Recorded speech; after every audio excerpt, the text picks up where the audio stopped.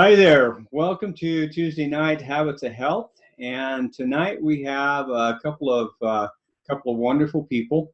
Candace Beard is going to give us her story, and Dr. Buddy Allen is presenting week 5 of the Habits of Health. So welcome, guys. Appreciate you showing up tonight.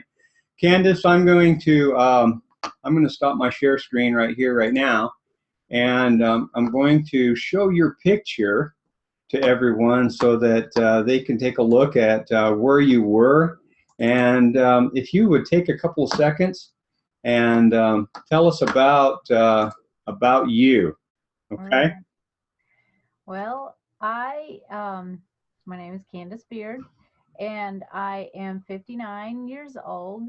I started Take Shape for Life the day after I turned 58.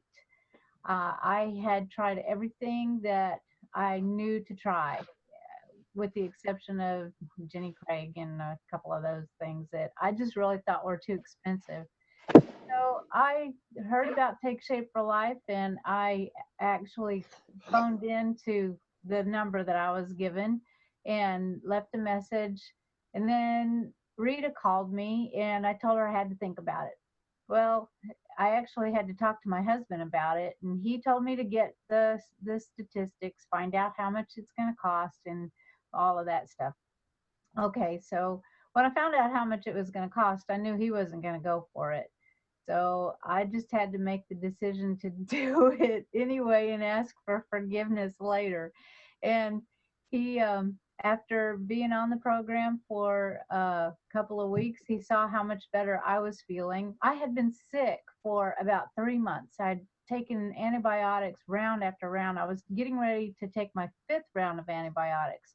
I'd gone from the flu to a respiratory infection to a sinus infection again, which I had chronic sinus infections. I've had migraines since I was 5 years old. I had several car accidents that made me have migraine headaches daily, and they were in different forms. They were, most of the time I could deal with them, but a lot of times I had to take medication for them and try to function, and I didn't function like I thought I was. But it wasn't until I started the program that I started getting better. After about a month, I was well. I no longer had the sinus infection or any other infections, and I just started feeling better and better. By May, I felt so amazing, and I had lost, I don't know how much weight. Rita could tell you that because she kept track of it. But I decided to be a health coach because I wanted other people to feel the way I was feeling, know the difference that there could be in their lives. And here it is, a little over a year. I've not had a migraine headache in over a year, which is phenomenal. It's actually miraculous for me. I've lost over 70 pounds. My husband did start on the program also in June, and he's lost over 50, and he's kept it off. And we both just feel great, and we're out to help get America healthy because it's such a desperate need.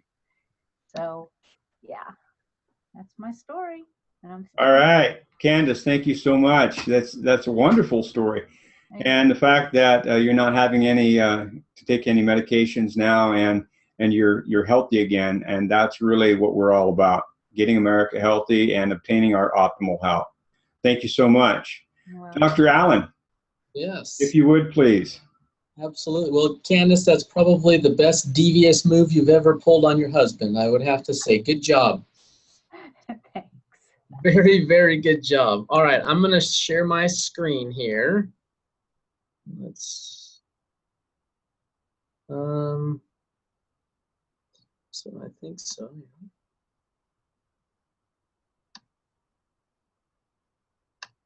Play nice, computer. I think this does this. There we go. Come on. And now we're almost there. Sorry. My computer's thinking once again. There it goes. All right. So this week is kind of, the first few weeks really kind of dovetail off of each other. So this week we're really kind of talking about, last week we talked about our energy intake and managing our insulin pump. And this week really is a lot about, more in depth about the glycemic index, which has a lot to do with that insulin pump, whether we're actually storing, burning, you name it. So really, here's what we need to know in general when it comes to weight loss. We need to know that when we keep our insulin levels low, our body's going to be able to burn fat for fuel. Because really what happens is in our body, there's kind of a hierarchy of where we go to for energy. First, we go to the sugars, which is the glycogen stores in our muscles and our liver. And once we deplete those sugars, what happens is normally our body's going to say, actually, I'm going to consume protein next for energy. And if we're not eating a balanced enough diet with enough protein, then what happens is that we actually metabolize muscle, our own muscle. And then the last place our body wants to go to for fuel is fat. So if we have a diet where we are always, we always have this influx of sugar in our diet, what happens is our body says, oh, I don't need to go to fat. I'll stay over here and use the sugar. So really what we're trying to do to get in a good fat burn and really control whether we're in a fat burning mode or in a fat storing mode, it's understanding food and what it does to us in our bodies. So to do that, it's really important to understand the glycemic index. And again, I think we touched on this last week, but really basically the glycemic index is when we eat food, a half hour after we eat, what has that done to our sugar, our blood sugar? Has it spiked it high, or has it just been kind of a nice easy one? If we eat carbohydrates, especially refined carbohydrates, we're going to get those big spikes and then the big quick drops. All right, and this just basically, if this was straight sugar that we just had, a half hour later, 100% of what that is would be what, that's essentially what we're measuring everything from. So here we have an example. Oops, go back. Sorry. We have an example of lentils. Lentils have 28% of what that sugar did inside of our body. So essentially, lentils would have a glycemic index of 28. Okay, so basically we're comparing everything we eat to what sugar would do, just straight glucose would do inside of our body. Now, here's what's kind of important to understand. So this yellow line right up here, this is, if we have a high glycemic food, what happens is we get that big yellow spike. We get this huge spike. This dotted red line is the massive insulin spike that we get. And look at this. This insulin comes, and look how long it kind of lingers before it starts to fall. And you'll notice what happens because there's so much insulin that we kicked out, this yellow line, our blood sugar drops way down below. Really, we don't ever want our blood sugar dropping below this dotted white line right here. But when we have huge insulin spikes, this is what happens with our blood sugar. We have the big drops. In fact, in 2 weeks here, we have Thanksgiving coming up. When we have the traditional Thanksgiving dinner, yeah, there's a bunch of protein in the turkey, and we always blame the coma that we go into after on the turkey. I would venture to say it's more because of the mashed potatoes, the rolls, the jellos, all the high sugary things. Our blood sugar literally is tanking. It drops so low that we're like, oh, I just want to go take a nap. But now think about this. 45 minutes after we've eaten, even though our stomach is still jam full of food, what sounds good? The pie with the whipped cream and all the other sweet stuff, right? And it's because our brain knows pie is going to shoot that blood sugar. It's going to take it from down here and get it back up here, all right? So that's what happens. That also is that same cycle. In fact, the next slide, this is the cycle of the great crappy American diet where lots of high glycemic foods, orange juice, we get a huge spike, a bagel, same thing, hamburger and soft drink, we get so we get all these high spiking things. And what happens is we actually create inside of our brain the neurological pathways that, hey, this spike and fall means I need some more sugar. I mean, we literally crave the junk food, the carbs.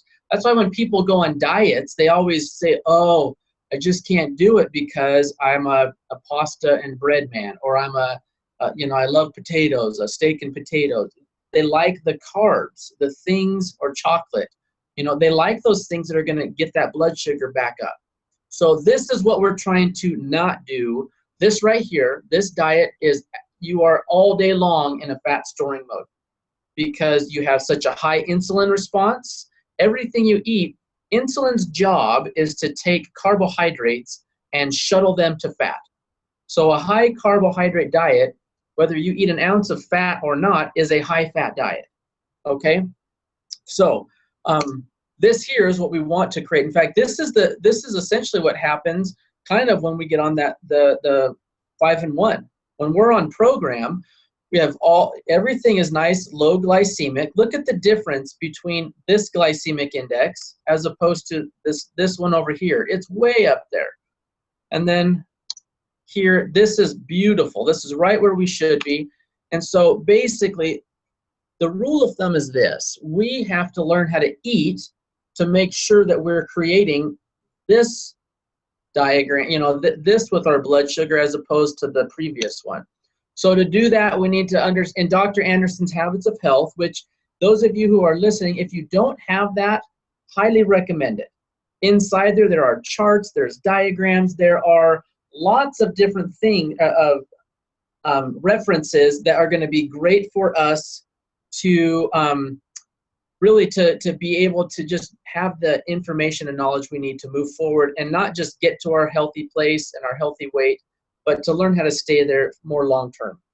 So when we talk about dark green being the lowest glycemic, light green, and then the red being high, there's some charts that relate to this, but really when all of our dark green vegetables are typically going to be lowest glycemic. The lighter and more colors that you see are going to be higher. So just keep that in mind. Now this is a fun little game. All right, I want you to take a quick look at this. Here we have carrots, cooked carrots, watermelon, a Snickers bar, these beautiful old rice cakes, and some dried apricots. And the idea is, what do you think is the highest? And we'll just do that just for sake of time. Which one of these foods, and you can, oh man, I just blew it. Back up quick. Which one of these is the highest and which one is the lowest? Sorry about that, everyone. I got another one coming, so I might have blown the answers on that one, but I got another one coming. So, and here's what's scary is a lot of times we think we're eating the right things, something healthy, when in reality, and not that it's terrible, but it's terrible for weight loss. And so if you look at this, look at it. How many of you on the call have eaten rice cakes when you went on a diet in the past? Okay, rice, they're only, really a rice cake is probably 60 calories or something like that. There's no fat, so right, they're healthy. The problem with them is they literally turn to sugar. They're starting to turn to sugar before they even make it to your stomach. That's how quickly that rice breaks down into sugar. The cooked carrots, look at that, 80, almost as bad as the rice cake. So, you're thinking, I'm eating my vegetables, and yet it's just turned straight to sugar. By cooking it, you denature it, and it makes it super high glycemic, turns to sugar very quickly. So we're going to, again, get that big spike in blood sugar. Look at the Snickers. Snickers are actually, it's like, that's considered a pretty middle ground glycemic index. All right, so again, what this comes down to is understanding that sometimes we think we're doing the right, there's nothing worse than think you're doing the right thing, and you're putting forth all this energy, and then you realize, oh my gosh, I just shot myself in the foot all week long, all month long. All my hard efforts were for naught. That's what we don't want to happen. All right, so this one here, same game. What's the lowest? So we got a steak up here. We've got some almonds, some peas, some fresh raspberries, some good old Fruit Loops, and then some instant oatmeal, right? So what do you think is the highest? What do you think is the lowest? All right, so I'll give you 1 second there. Now take a look. So the Fruit Loops are really high, which I think probably everyone would have guessed that. But look at these steel-cut oats, this oatmeal, the instant oatmeal. It's actually pretty high. Again, how many times do people say, oh, I eat a good healthy breakfast, I have oatmeal? And not that it's bad for you, it's bad for you if you're trying to lose weight because there's so many carbs in it, all right? And again, this is some. There's a lot of folks that they juice for a diet because it's healthy, right? To eat fresh fruits and vegetables and juice them up. There's a lot of wonderful vitamins and nutrients there, yes. But if you're trying to lose weight, it's terrible because once again, you're going to get a big spike. Those spikes are going to make it difficult for you to burn fat. Okay, and raspberries are pretty healthy. They're fairly low glycemic, and obviously the steak's going to be about nothing unless you marinate it in some sweet, delicious, barbecue sauce or something. But just be careful. Last one. All right, same one. Now again, this one here, we've got our sweet potatoes, our instant oatmeal. The one before was steel cut oats. This one's just instant oatmeal. Then we've got French fries, zucchini, frosted flakes, and our pineapple. Now again, this one, there's a couple on here that I think will surprise you. Obviously, we know that the frosted flakes and the French fries are probably going to be pretty high, but take a look at this. French fries, after we make them delicious and nice and salty and tasty, we basically turn those straight to sugar.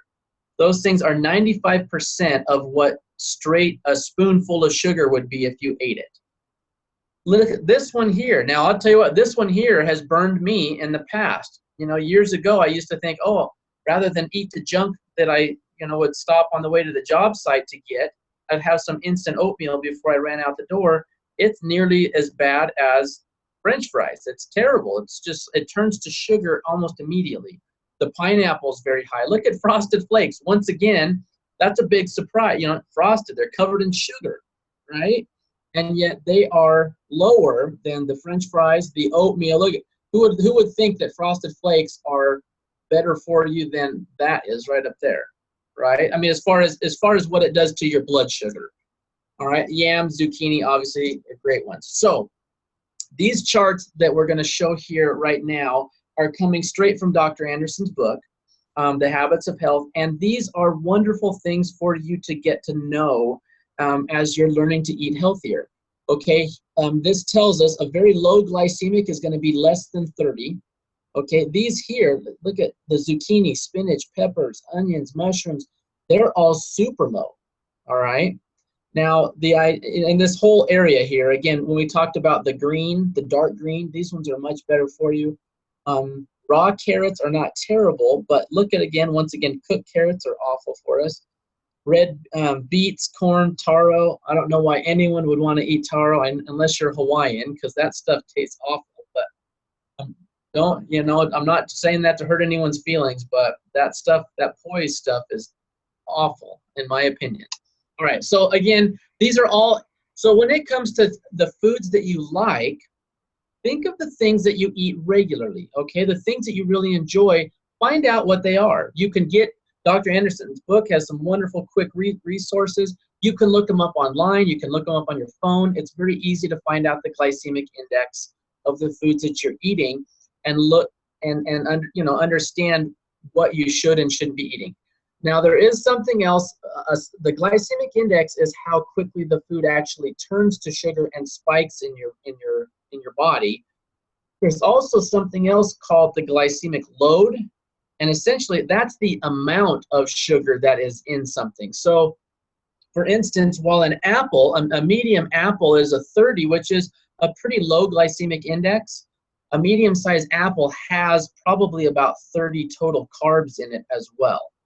Okay, so and just for reference, the meal replacements on the program are somewhere between 11 and 15 grams of carbs, total carbs, whereas again, we have this one apple that's healthy and fairly low glycemic, but there are twice the amount of carbs that we need to have for any given meal. Does that make sense?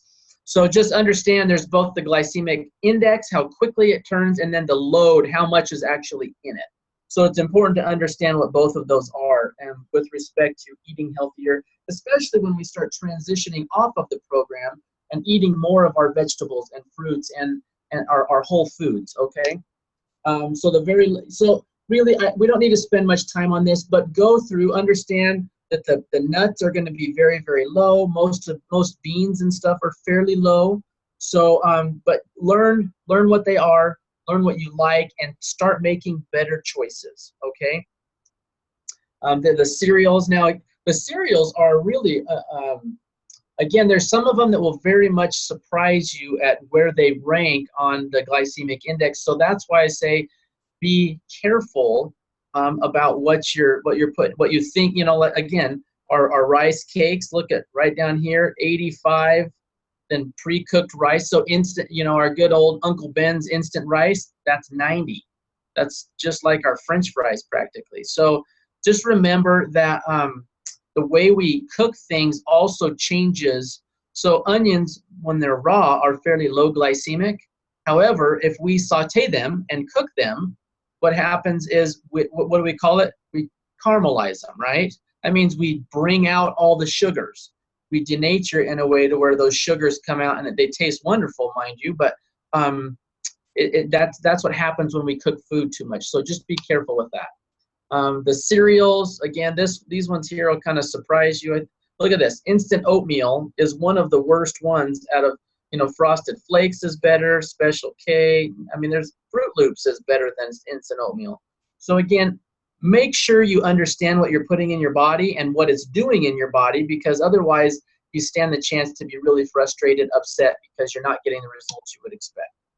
All right, so again, keep in mind just a few things to understand. Protein typically will not have any carbs in it unless, of course, you're using condiments with it or some marinade that has some sugars in it. So typically it's going to have no sugar. So, and that's a good thing. Vinegar, lemon juice, pickling vegetables, sourdough, they all help bring down the glycemic load in our body, or the glycemic index. Okay, so that's why the meal replacements have a combination, an equal amount essentially of protein and carbohydrates, is because the protein balances, make sure those carbohydrates, as they're released slowly, so we don't get the big up. We get a nice steady, up and down.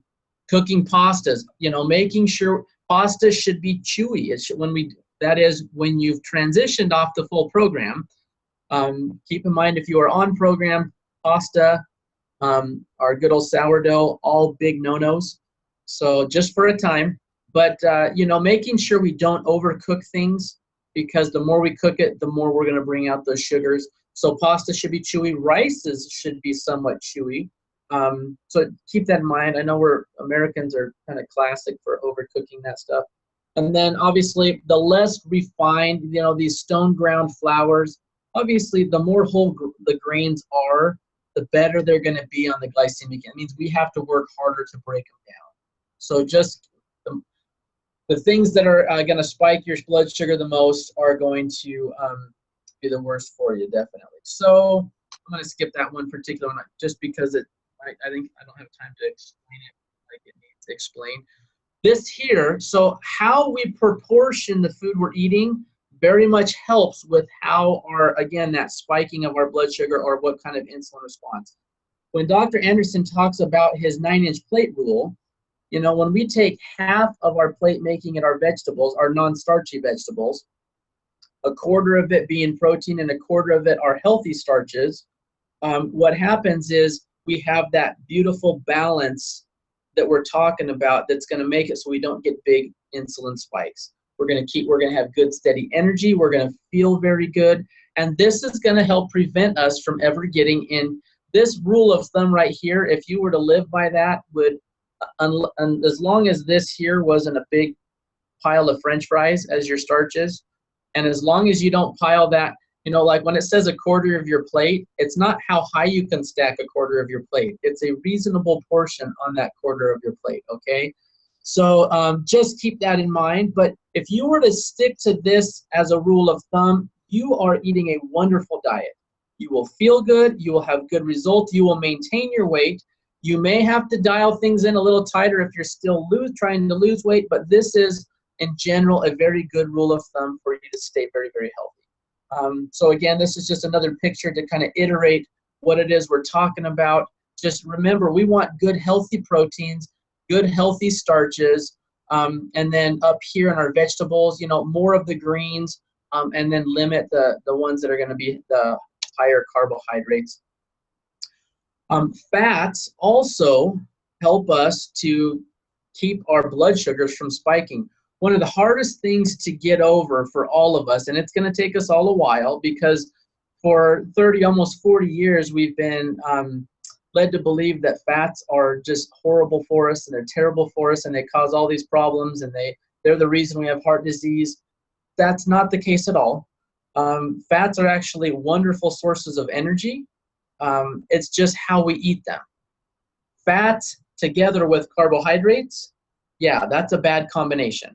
You know, deep fried foods like French fries, so you have the carbohydrate and the fat, that's a recipe for disaster. But fats in a very low carbohydrate scenario are actually wonderful. In fact, if you talk to bodybuilders and individuals who do like body competitions and are, you know, the freaks of nature that we see on magazine covers, they actually will eat a very high fat diet very frequently depending on what they're trying to do.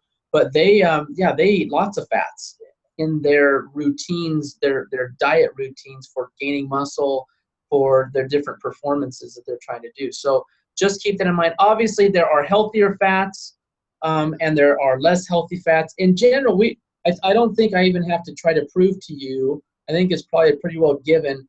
Us compared to Japan or other countries, we have a pretty high fat diet. Okay, and again, it has a lot to do with our fast food culture and the foods that are readily available. So just understand how you eat your fats is what's more important than, you know, eating them or not. The one thing about fats is they're going to be higher in calories. So that's another reason why I think so many people are terrified to eat them is, oh, if I eat fat, it's going to turn to fat. That's not the case. Okay, we just have to be careful. So our unhealthier fats, the more saturated fats are, and I would say the worst are going to be these hydrogenated fats. They're our good old man-made Crisco and margarines and things like that. Those hydrogenated ones are the most dangerous. Saturated fats, again, if on a very lower carbohydrate diet, are actually nothing to even worry about. The partially hydrogenated also not very good. But these over here, omega-3s are wonderful. Omega-6s we typically get plenty of in our American diet. They're in, you know, things like our red meats and in chicken and things like that. But our omega-3 fatty acids, you know, are very much found in fish. Actually, something I just learned this last weekend, grass-fed beef is actually extremely high in omega-3 fatty acids. So, and game meat, so wild game also is a very wonderful source of healthy, you know, it's just a wonderful protein for you to have. But in general, you know, we typically get enough omega-6s and omega-9s, but these ones here frequently, it's probably a good idea, unless you eat a lot of fish, a good idea to supplement with it. All right, so I'm almost done here. I'm almost out of time, but here's what I want to sum up with right here on this slide. Make sure you have a plan. If you are on program and still losing weight, stick to the program. Everything we talked about tonight is good for you to know. Don't worry about it. All I want you to worry about is stick to your program, follow it now. This stuff is all more about as you're starting to transition, that more so than if you're on program. Keep in mind, make sure you create a wonderful environment for yourself. Make it easy. If the junk isn't there, it's so much easier to stay on program. Surround yourself with the right people. Make sure you have a good support network. Arm yourself. Whenever you go to the store, make sure you're not hungry and go with the list. And this is so important for someone like me. I'm the worst at shopping about not just sticking to a list. I see something, oh, that's a good price. All right, I'm bad at it, but make sure you stick to your list. That will save your bacon more times than you can ever imagine. And then again, stay on the outer aisles because that's where the more whole foods will be. The inside aisles are that's the devil with the horns, you know, luring you in. Stay away from those, and then really don't go when you're hungry. That right there is, you know, probably one of the best foolproof ways to make sure you're staying on target, staying on task, and not making things any harder for yourself than they are. So I hope tonight's class was success or was effective for you or helpful for you in understanding what those sugars and carbohydrates do in our body. But in general, stick around. This information is something that takes a little bit to sink in because we're so used to the things that we've heard, and we kind of latch onto those things, and it takes time to just understand what all this food does inside of our body and how it makes us feel. So have a wonderful week, and look forward to seeing you again here next week. Well, thank you so much, Dr. Allen. You actually have a couple slides in there that really, hit home in the fact that, first off, I'm glad that you made a great point about Thanksgiving being around the corner, and why we want to nap after our big Thanksgiving meal. And this is the last thing was talking about the creating a microenvironment of health. Back in chapter 6 of Dr. Anderson's Habits of Health book, this is really important as to how we get a good support and how we think about what we should be putting in our bodies. Thank you so much, Dr. Allen, and Candace, again, good job. Hopefully everybody has gotten something taken away from this class this evening. Next week we will be doing week 6, and of course same time, 6:30 Pacific Standard, and hopefully everybody has a great weekend. So thank you for stopping by, and enjoy. Have a good week. Have a good one, guys.